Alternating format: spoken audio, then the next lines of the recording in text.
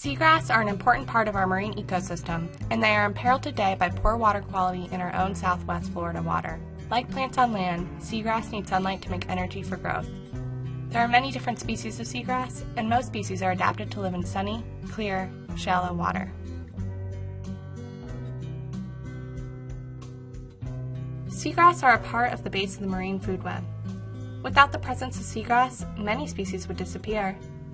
Seagrass takes nutrients from the water, which are in turn consumed by animals like manatees and sea turtles. Seagrass beds are used by grouper, snapper, and shrimp as a nursery for their young, and they stabilize the shoreline and improve water clarity by absorbing nutrients and capturing sediments. Seagrass photosynthesize, which increases the amount of oxygen available in the water for other sea life. Seagrass thrives in water that is clear and receives a lot of sunlight. Unfortunately, poor water quality leads to cloudy water and decreases seagrass abundance. Freshwater releases from Lake Okeechobee and the Caloosahatchee watershed have dramatically decreased water quality by adding nutrients to the water and by changing salinities.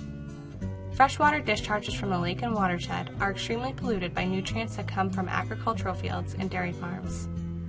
When releases are high, blooms of phytoplankton and macroalgae can occur.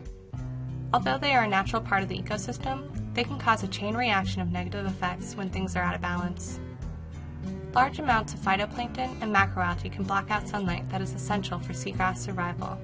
Freshwater releases during the summer wet season often cause salinities to go below the level necessary for survival in many seagrass, and at the same time increases the nutrient load, which promotes blooms of sunlight-blocking organisms. During the dry season, freshwater is stored to support agriculture around the lake, and freshwater releases become too infrequent, and salinity levels in the Caloosahatchee River increase.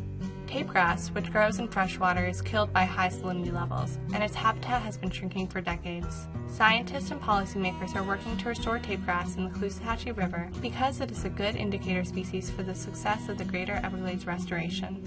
Poor water quality isn't the only problem for seagrass. Seagrass habitats are often destroyed by boat props. In shallow water, the spinning propeller gashes into the root system and creates deep cuts through the seagrass bed.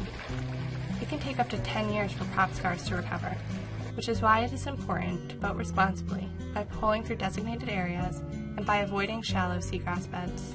Seagrass creates a beautiful ecosystem we can all enjoy. The oceans and estuaries are full of life, which is supported by seagrass and other aquatic vegetation. Many threats caused by man-made changes to our environment threaten our way of life in Southwest Florida by degrading our water quality and threatening the long-term survival of seagrass beds, from the headwaters of the Caloosahatchee River to the Gulf of Mexico.